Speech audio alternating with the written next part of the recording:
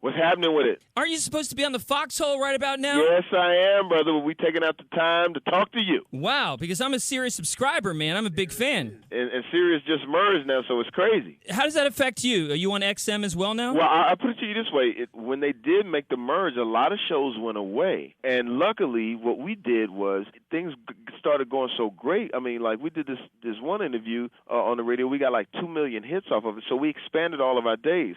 So now we have something Monday, Tuesday, Wednesday, Thursday, and Friday. You're basically competing with my ass. Man, you know what? I think so. I think so. But it's like, it's just been great over there on 106. Yeah, it's pretty cool because it's intelligent. Yeah, man. We and like our format, we've always stood with this like a sort of a Black Howard Stern format, and so people really like gravitated to that. So we got people all over the world listening to this radio show. So what made you do radio? Because years ago, a guy by the name of Dick Gregory, who's a big-time civil rights and comedian and entertainer, and he said, young man, if you ever get a chance to get a radio station, get it.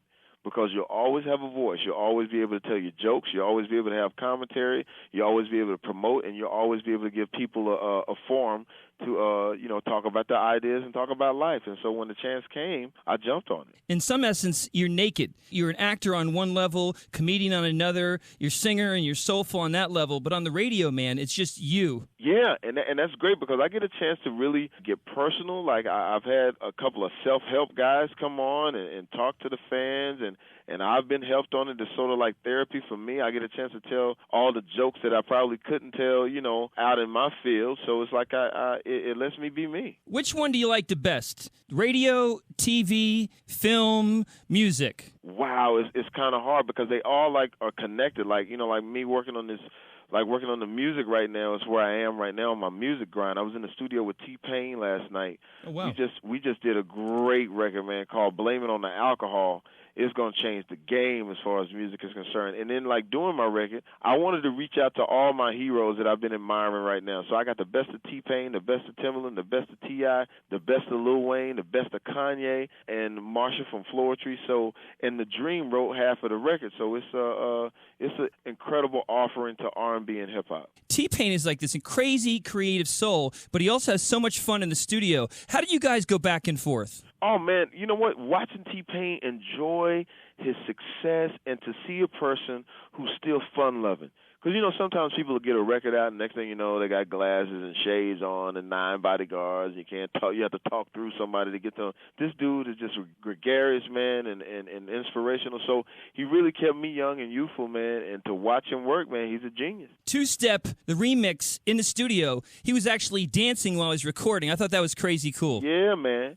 Incredible. We talk about expression, whether it's on the radio or some other orientation, but everything you touch has that soul to it. Even as an actor on any given Sunday, man, you ooze that soul. When you were in elementary school, were you such an expressive that you knew what you're going to turn out to be? Oh, yeah. I knew this is what I used to do in 3rd and 4th grade. I would go and tell jokes at the school. The teachers would give me time on Friday to tell jokes. And basically what I would do is my grandmother and grandfather used to watch Johnny Carson at night, and the only TV was in my room.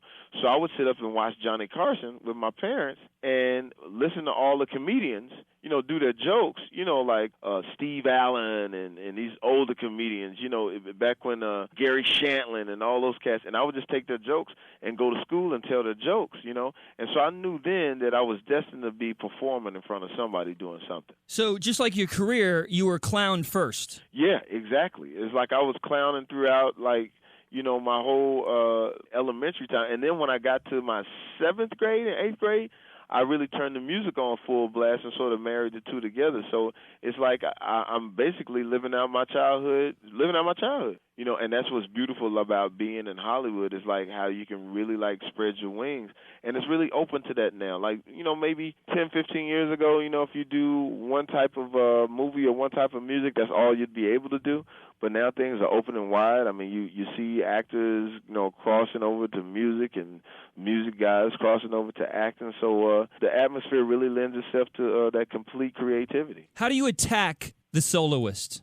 Well, you got to get into the character, man. It's the same way with like the Ray Charles thing. You find out who the character is, you really get into his skin, and then you have people there to protect you, like Robert Downey Jr., who's a great actor and coming off of his success in Iron Man, and then a great director in Joe Wright, who directed Pride and Prejudice and Atonement. So once you set yourself up where it's conducive creatively, then it's off to the races. Yeah, but doing films like Ray and Soloist and having this amazing recording career that's blossoming, will you ever be a clown again? Of course. I never lose that. That's why I got the radio station. I'm able to do that 24/7. You know what I'm saying? And so you set it up to where you give yourself the form, because if I lose my comedy, I think I lose me. You know, I don't know if you're like me, but when I watch like some of my favorite comedians and then they stop being funny, like, you know, like they're like, oh, I'm artistic now. You go like, no, man, I really want, you know, what I was drawn to in the first place about you. So I never lose that. So like when Ray was not filming, you were clowning on the side. Of course.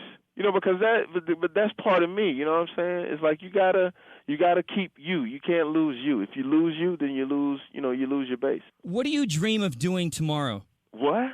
What do you dream about doing tomorrow? You're doing a lot, but I know you still got dreams to do other things. Oh yeah. You know what? I think after watching what Barack Obama did and how he like changed the world, I think my whole thing is like to get more involved in, like, you know, making people have fun and making people doing stuff for other people, not necessarily politically, because I don't know if I could take, you know, people prying into my personal and find out all the craziness. Right. But, you know, I hooked up with this guy named Fred Nassiri, and we have this website called iwantpeace.com. And so he put aside, he's a billionaire, he put aside $100 million. And for every person that we sign up on iwantpeace.com, like MySpace, he's going to give $1 to the charity. So it's like things like that, man. You know, great. Things that make you feel good about yourself and about other people. What's the one thing you want changed with Obama? The one thing you'd love to see Obama change? I think he already did it. I think he changed consciousness. I think what he did was when he won, when you look at the images around the world, he changed the way people felt about everything, how they felt about the economy, how they felt about the war, how they feel about themselves. And so I think he's already done that, and that's going to be key for him because he's got a huge task in front of him, and so he's going to have to call on people to really help him. From the hood to the White House. On a much, much lighter note, there's a quote that people say you said, and I hope it's true that you said. It said that you love the ass so much and its roundness and its rotundness to such a degree that you don't even care for girls ugly. You know what? That's true. And like a lot of my friends, they'll be like, yo, Foxx, the girl would be sitting down, yo, why are you with her? And I said, just hold on. She gets up to go get something to drink, and they go, oh, I know.